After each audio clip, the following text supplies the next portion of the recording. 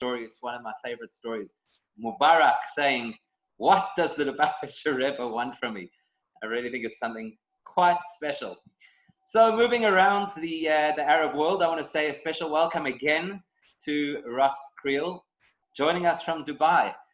Ross is originally South African, Oxford educated, an attorney, working in Dubai since 2008 and living there since 2013. Now the president of the JCE, the Jewish Communal Organizations. And so if there's anybody who knows about what it is, firstly, what's happening in the UAE now, but I think let's go back a little bit in terms of what it meant to build and to develop a Jewish community in Dubai. I think this is the man. Just on a personal note, quite a number of years ago, I think, and you'll correct me, Ross, but I think for quite a number of years, whatever shul there was in your dining room, if I'm not mistaken. So quite a number of years ago, a young couple from our community were relocated to Dubai, Derek and Bianca Hershowitz, and we're looking, was there going to be anything Jewish at all available to them? And somebody put me in touch with Ross, and I think they spent a good few years there in the early days. So I'd be curious to know, maybe just by way of introduction, what was it like originally when you first got there, when you first settled your family there? I mean, I can't imagine there was too much Jewish community when you arrived. So, Shavua Tov, Rabbi Shishla, and to everybody that's joined tonight, it's really, really nice to be with you. And I do feel like I'm a sort of ambassador for the Jewish community of South Africa, which I really love. And we can speak a bit more about how I've maintained that linkage in a very strong way. But to answer your question, the early years were quite complex for us because we actually had no clue what was possible. And there was a great deal of paranoia. I mean, I want to give you an example. The head of human resources at my company, I work for a large French company, a Dutch woman. She's for whatever reason, has a love of Israel. So she had some Hebrew writing on the inside of her wedding ring. When her husband sort of proposed to her and sort of married her, he wrote something in Hebrew inside her wedding ring. And she was worried about wearing that ring in Dubai. You know, there was just a sort of sense of real paranoia. And I think a lot of that had to do with not really understanding what Dubai and the UAE, really is, just not understanding what was possible, what wasn't possible. When Eddie and I first came, my wife Eddie and I, there was a community here. It wasn't an organized community, but there were some people. And in fact, you mentioned Derek and Bianca Hershowitz. So I overlapped with them very, very briefly. I met them when I first came out. And so when I took over the leadership of the community in about 2013, I was given one thing. I was given an email list of about 30 or 40 names. That's really all we had at that time. And with that, we really built up a community. From scratch, we built up a regular minyan initially in my lounge, as you mentioned, and then I leased a villa for the community that we moved into. We brought in Sefer Torah, we brought in Sfarim, and most importantly, I was responsible for all the interaction with government and for creating an ecosystem for a Jewish community. And a lot of those stories haven't been told, and some of them in a certain way can't be told. But I have to say that there were many times in the beginning when I'd sit in a car on the way to a meeting with my heart beating and my, reciting Tehillim. And, it was kind of, there was a real sense of, that we were pioneers. And in those early days of the minyan in my home, people would come into my house, would draw the curtains, close the windows. And then I remember there was one time when somebody knocked on the door and everybody sort of scattered into the kitchen. You know what I mean? I took on my talit and I kind of walked outside, and it was just a gardener who wanted a sort of glass of water or whatever, something like that. But in the early days of our community, we really had no clue about whether it was all going to be okay or not, And I remember once I even sort of left my credit card in an envelope with my wife, and I said, if I ever phone you, just get some tickets and get on the first plane and leave. That was the it was paranoia. What we didn't understand about the UAE is the deep, really, really deep values of tolerance and pluralism, which are etched into their DNA. And as we came to learn about that, we relaxed and the relationships developed. And I was able over many years to build very, very good relationships of trust. And what you see now with Israel is amazing, really, really incredible and paradigm shattering. But it also, in a certain sense, shouldn't be a surprise because it's an expression of who they are in many ways. So to answer your question again, in summary, the early years were very exciting. It was very exciting to be Jewish, just a few sort of comrades coming together to pray. But it was also quite difficult for obvious reasons. So a lot of your fears clearly were unfounded, but that doesn't mean that it wasn't an anxious time. So how did your family feel about, I mean, you were stationed there from a work perspective. It took a couple of years until the family came along, and I assume that they came with some level of trepidation. Yeah. Look, I mean, first of all, my company wanted me to move here for a long time, and I said no for a long time to them, on the assumption that we're an observant family, Shomer Mitzvot, and on the understanding that it would be impossible for us to be here. And they kept pressurizing me, and eventually I started considering it along with Ellie, my wife, and she came out here and we went into the stores and we actually saw there was kosher food, and we met a few people that were here and chatted to them. And we sort of began to think that it might be possible, but we didn't really have a concept for what we were doing. And there's a lot of rabbis that were supporting me then and are still supporting me now. And I started asking them questions. Obviously, there was many issues to think about. All the aspects of observant life, A to Z, how we were going to do this, how would we do that? Is this possible? Is that possible? And I actually ended up chatting. I had 3 very important conversations with Rabbi Lipska, Mendel Lipska. And I asked him very detailed questions, and he answered them. But he never offered a view on whether or not I should actually come out. He never provided any guidance to me or offered any thoughts. And eventually I was almost a bit frustrated with that. And I said to him at the end of our 3rd quite long meeting, Rabbi, do you think this is a good idea? And he paused and he said to me, it could be good and it could be bad. And that's what he sort of said. And I knew exactly what he was saying to me. He was saying to me, it all depends. It all depends on you, and it depends on your intention. And I did actually make an intention at that very moment that Eddie and I were going to come out here to be of service. And that if we were not able to be of service, either because the context wouldn't allow it or because we wouldn't have the koach for it, then I didn't want to come out. I would rather that it did not happen. And 2 weeks after we arrived, there was a Rosh Hashanah service that we had not been involved in organizing, but one of the community members came and asked Ellie and I if we would host it in a city that we hardly knew. And we said, sure. And our sort of communal role began almost immediately from there.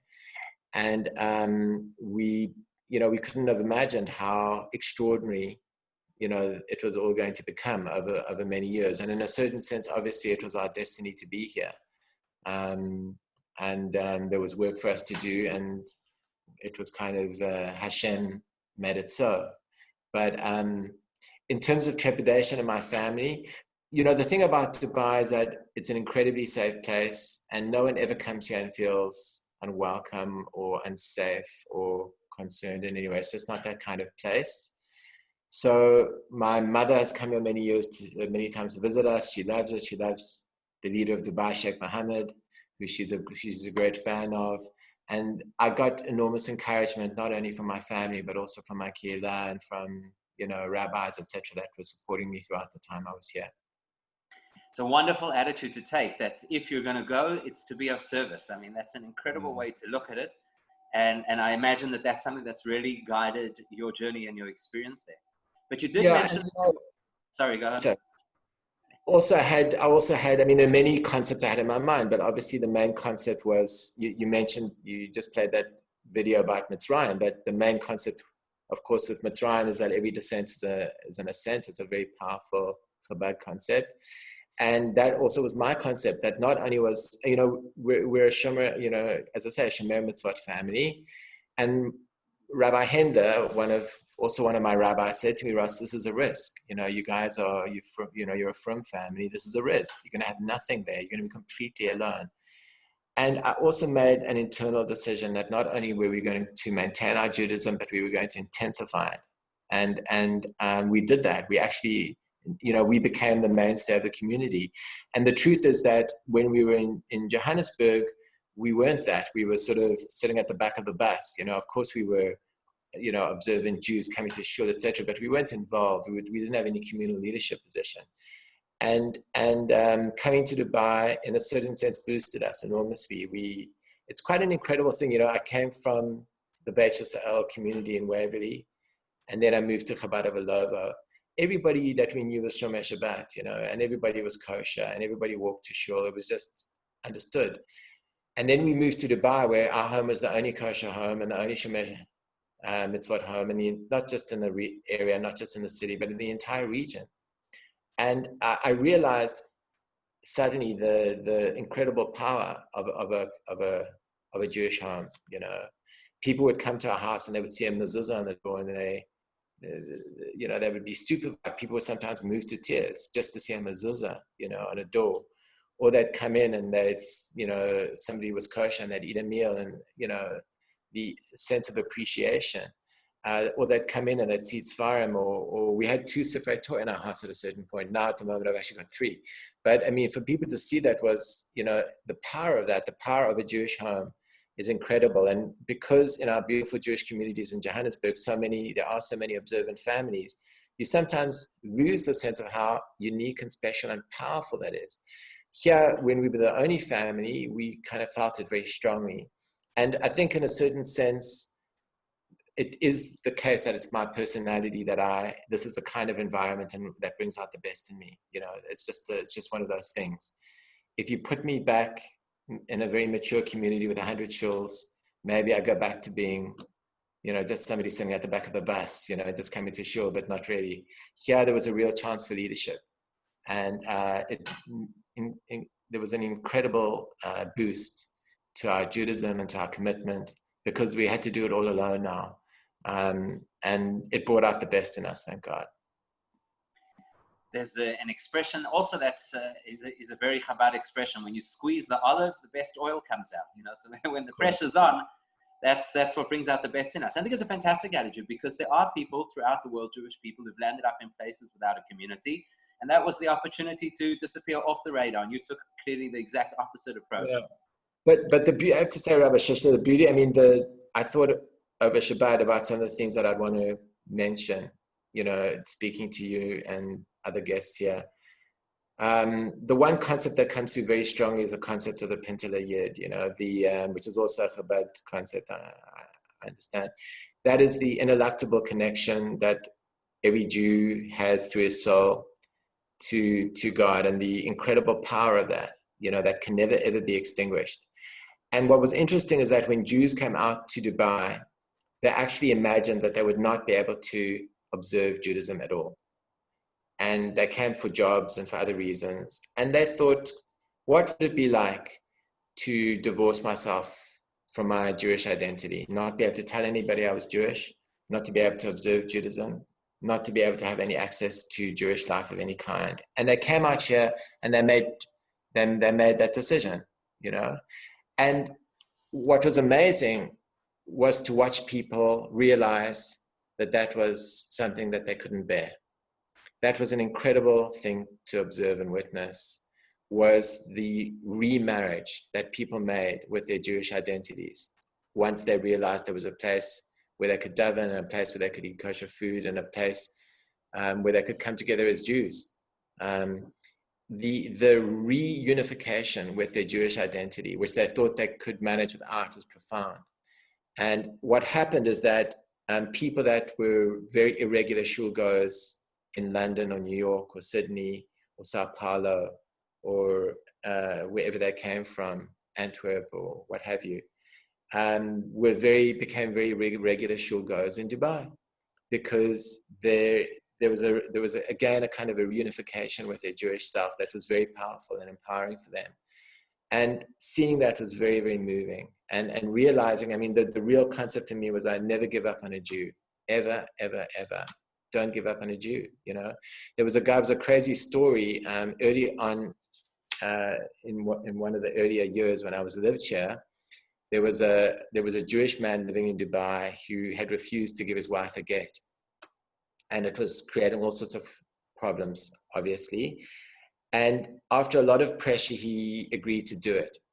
And they needed to constitute a Beth Din. The London Beth Din had to constitute a branch of itself in Dubai. And they said, you know, who are the Shomer Shabbat Jews in Dubai, you know, that we can do this with? So I said, well, it's me, basically. So the guy said, fine. And he came out with another guy, and we made a Beth Din here. And the guy came in with his new wife, a sort of a German woman, etc.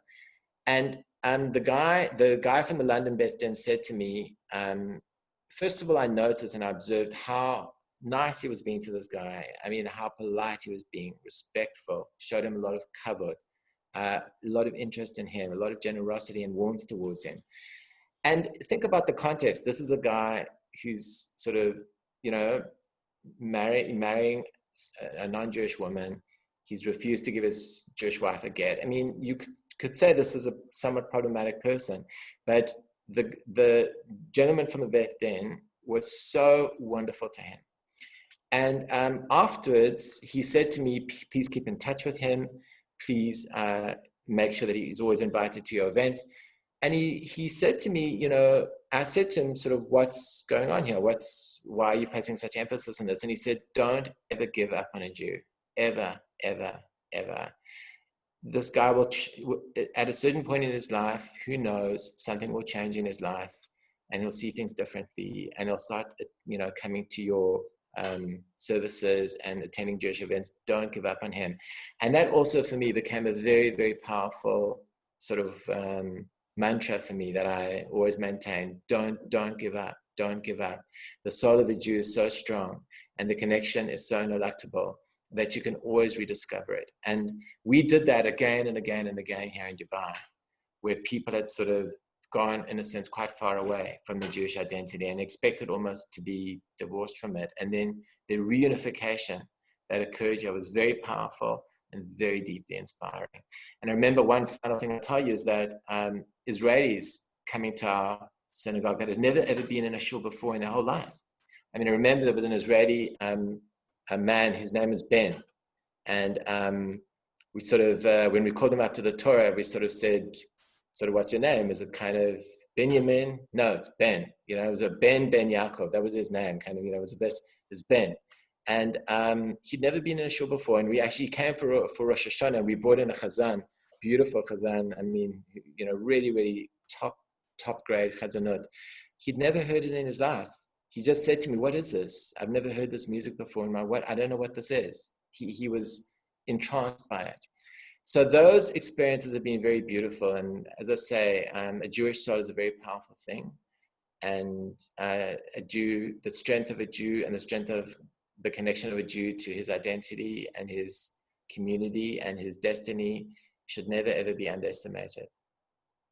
And the opportunity for a Jewish person who maybe doesn't have the rabbinic qualifications to become their port of call and their opportunity. I want to just open this up. If anybody has questions, I'm sure Ross will be happy to answer your questions, but use the chat. We're not going to unmute people because we get feedback. So if you want to use the chat, just ask a question. I have many questions, and I'm sure you have many more stories. I'm glad you shared some stories because I was going to ask you. But practically, how do you get all the Jewish amenities that you need? You mentioned kosher food in the shops, but I assume that does not include things like meat. What do you do with things like a mikveh? You did mention bringing in a chazan for Rosh Hashanah. Is that something that occurred more than once? Was it a once-off kind of thing? And there's so many questions about how it all works. Yeah, so we are going to build a mikveh, obviously, and I know that it's a urgent priority. But for the moment, women who are observing Tarat Mishpacha use the ocean, which is not, the ocean actually is a perfect mikveh. The reason not to use it is obviously not related to the ocean itself, but related to issues of tzniut and just the sort of environment in which you have to do it. And it's not optimal at all. But we discussed this at length with rabbis, etc., and we're taught how to do it, and that's what we do. And of course, that's a very important area of development. In Abu Dhabi, you may or may not have heard that the government of Abu Dhabi is building a complex called the Abrahamic Family House, which will hold a synagogue, a church, and a mosque, all in a single compound. 3 separate buildings, by the way, but all unified by a wonderful garden. And just to give you this, the synagogue will be 250 square meters. It'll be large enough to accommodate 800 worshippers on a Saturday morning. And I worked closely with the designers and developers of the project. And that the synagogue will have a mikveh. So we know that that's going to be built by the summer of 22. And there are various initiatives here as well in Dubai. Kashrut, we managed, we brought a lot of meat in. Can I jump in for 1 second? What's the distance from you to? What's the distance?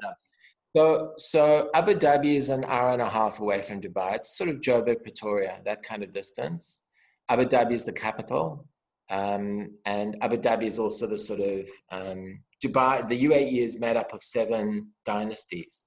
And Abu Dhabi is the most important. It's the largest economically and geographically and politically. So in every respect, it sort of dominates the UAE, and the capital is in Abu Dhabi as well. And the founder of the UAE, Sheikh Zayed, it's his son that is the president of the UAE, and his other son that is the crown prince, and the one that you hear about in the media. But of course, we need a mikveh in Dubai as well. But definitely, we know there'll be one in Abu Dhabi. It's an hour and a half away. In terms of it's doable. That is doable. You were going to say kashrus. Yeah. So you know, there's a wealth of products. Kosher products are available in the UAE. We were not getting any Israeli products until 2 weeks ago. That's going to change. But sort of a huge number of kind of American, South African, British, Australian products. And frankly, if you put them all together in one shop, I think it would be as kind of extensive as Kosher World, you know, out in Norwood. Of course, they weren't all together in one place. So you know that if you want a certain product, you go to Aswak, and if you want another product, you go to Chorchums, and we knew where to sort of get stuff.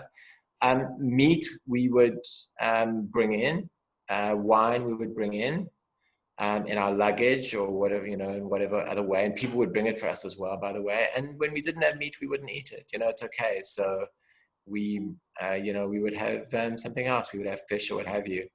Now there is a much higher availability of wine and meat, and it's coming in. And very soon you'll be able to drive 21 hours from Tel Aviv to Dubai and just bring it here by truck. So those days of deprivation are over. That's incredible. It sounds like it's almost at the point that it's too easy. Yeah, exactly. Well, you know, the truth is that the challenge now is a very different one. So the challenge in the past was building up the infrastructure for a community, establishing the relationships, creating the ecosystem for the community, and working out how to, you know, how to do it, how to be Jewish here, how to build a community. And I did that through relationships with leaders, but also relationships with other community leaders. All the other religions were so amazingly supportive. You know, I developed a very close friendship with the leader of the Anglican Church here, who was incredibly supportive. The leader of the Sikh community, the leader of the Baha'is, they all came and rallied around in a most amazingly courageous way. You know, I mean, I can tell you that the leader of the Anglican community sort of edited a book about all the communities of the UAE, and he wanted to include us. And there was questions about whether or not our chapter was going to be included. And until it was confirmed that our community was included, he did not publish the book. You know, it was just sort of amazing support at that kind of level. But what do we do now? So having created that infrastructure, now we have to build it up massively. And that's the next challenge. And that's a big challenge, you know. It's not straightforward. I think the community, and there's a lot of focus and attention on our community. And we are now engaging very actively with international Jewish organizations, but also with Israeli government leaders and Emirati leaders. And there's a lot to do in this next phase of our community as we massively ramp it up. But it's very different for sure from the sort of earliest years, which were very basic, lovely, simple kind of Jewish things, you know. In a certain way, you could say you sort of miss those moments, but we don't. I mean, this is what we've always dreamed for. Quite incredible. You must have a tremendous sense of nachas at this point. I'm sure you can see the questions. There's a couple of questions on the chat. I'm assuming you can see them. Sure. So maybe if you don't mind, just to respond to those. Yeah. So in terms of what's available now, there's kind of three communities, and perhaps even four, that are sort of developing. And we are moving into a community center that is going to, is going to, in a certain sense, express the level of permanence and kavod that's suitable for our community now, given what occurred on the 13th of August and what will be signed now on the 15th of September on Tuesday. So we're moving into a large community center. So we've left our community villa and we're sort of in transit. So the Iron Cottage is actually sitting in my living room right now with 3 Sifrei Torah and all the Sfarim, and we're sort of moving to a community center, which hopefully, please God, will be in by Yom Kippur, and we'll have a soft opening for that. There's also an egalitarian community that's developed, and then there's also a small Chabad community as well that's developing with a young bocher that I've known for a very long time. So all the kind of streams are sort of developing, and what we're going to have over time is something that looks very similar to mature Jewish communities all over the world, with a range of shul options. And the question is there a Chabad shaliach? So the gentleman that's here is not a formal shaliach, as I understand it, and I'm hoping that a formal shaliach will come, or that his status as a shaliach will be confirmed. The availability of jobs, it's a good question. I think that it depends on the sector. Dubai and Abu Dhabi have been affected by COVID without any doubt. We've seen people go home, people have been retrenched, etc. Not, I guess, unlike what's occurred in Johannesburg and cities all around the world. But there is a sense of confidence here. And I can't, in terms of availability of jobs, I think it would be sector specific. But you should, I do actually think that the Abraham Accord itself is going to generate wonderful economic possibilities. What are the major industries? So I'm just responding to chats now. The economy of Dubai is very different from the economy of Abu Dhabi. Abu Dhabi is an oil-based economy, and they pump hundreds of millions of dollars out of the ground every day through a company called ADNOC. And so many of the industries in Abu Dhabi are related to the oil industry, not just in Abu Dhabi, but in surrounding areas as well. And many jobs in Abu Dhabi are also related to the government as well. Dubai is very different. There's no oil here in Dubai at all. It's a services economy with a very, very strong logistics hub. There are many head offices here and professional firms. So the kind of work that people are doing in Dubai is all the professions, all sort of media positions. There are Jews in property and in jewelry and in diamonds. We have Jews that are teachers. So all the professions that you would expect to see in a city like London or New York or Singapore, which is more services and professionally based. Abu Dhabi, of course, is different because it's a commodity-based economy. Ross, I know that you had something you wanted to share with us, and we are heading towards wrapping up. Just the concept of going into Rosh Hashanah and the concept of monarchy which I know is something a little bit more real to you than it is to us in Joburg or in anywhere in the West. So if we could just maybe change tack for a minute, I know you wanted to share something about that. Yeah, so of course, Rosh Hashanah is approaching, and Slichot will begin tonight in the Ashkenazi world. Of course, our Sephardi friends have been already doing Slichot now for a long time. So what comes out very clearly for me from the Abrahamic Accord and the way that it's been received here is just the clarity of it and the forcefulness of it. There is no ambiguity, there is no confusion at any level about what this accord means. The leader, the Crown Prince of Abu Dhabi, Sheikh Mohammed bin Zayed Al Nahyan, made a decision very clearly, and all the Emiratis have followed it with a deep sense of conviction. So that I'm getting phone calls almost all the time from Emirati leaders late into the evening that are involved in rapid implementation of this decision. And I guess what I wanted to say to you, Rabbi Shishler, is that it's quite rare for us to encounter kingship, human kingship, it's not, how many countries actually have a king, that rules? Probably very few in the world. What opportunities do you get to make that special bracha that you make when you see a king, And to encounter kingship, human kingship, is a very, very incredible thing. It's breathtaking to see as I say, the clarity, the emphatic nature of it, the sense of a king having subjects that follow, the charisma of a king. I had an opportunity once to meet His Highness Sheikh Mohammed bin Zayed, and it's a very riveting moment, partly because of his presence and personality, and also partly because of the way the people around him react as well to his presence. And then also you see what he's done. You see the incredible sort of sovereign clarity of this Abraham Accord.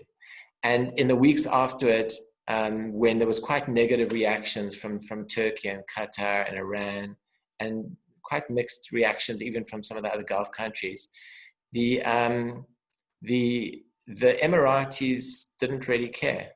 Their attitude was, we don't care. This is our decision and it's right, and we're going to do it. Of course, a human king gets just a little bit of the kavod from God, and God just shares a little touch of what he has with a human king. And to see that is a very riveting thing and a very beautiful thing. Of course, as we approach Rosh Hashanah and we prepare to coronate the real king, there's a real sense of how awesome God is, right? And in all this time, where there have been so many decisions that have been affected by and quite complicated permits that have been needed, and so many different people that we've had to get consents from of various kinds to do things like you showed in your video, I keep saying to myself, the real decision maker is God. God decides, God decides, God decides. And one's just got to keep remembering that. And I'm saying it's powerful to see a real king, a real human king. But of course, as we approach the awesomeness of Rosh Hashanah and begin Slichot tonight, and we think about God as king, it's incomparably, you can't even, of course, you can't even begin to make a comparison, but even just a whisper of it over here is a very, very incredible thing to observe. And you see it in the Abraham Accords. When the Russian Revolution happened, the Hasidim at the time, who had been no fans of the Tsar, they had suffered terribly under the Tsar. But when the Tsar was deposed, they said, there goes the metaphor that we have always had for Malchus, for the concept of true royalty. So it's exactly to the point that you've made. And I guess it's a privilege to have that opportunity to really appreciate it and connect with it. Ross, I wanted to thank you for your time. I definitely could speak to you for hours on this, but I'm not going to do that because I know it's later at night for you than it is for us over here. So, shkeach, and thank you so much, and a lot of atzlocha, not shkeach, for just sharing time with us now, but an incredible shkach for everything that you do and have done for the community over there.